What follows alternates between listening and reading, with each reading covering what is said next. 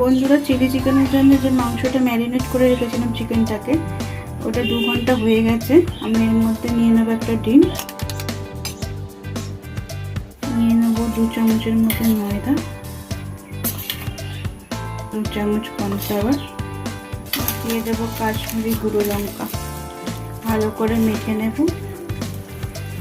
এটাকে এবার আমি পরে গরম তেলে ভালো করে ভেজে নিতে হবে।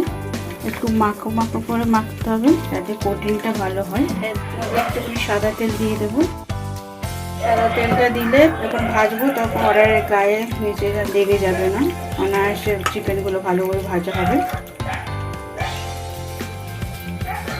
তাহলে আমি এখন রেখে দিই, আর 5-7 মিনিট রেখে আমি এটাকে ভেজে নেব।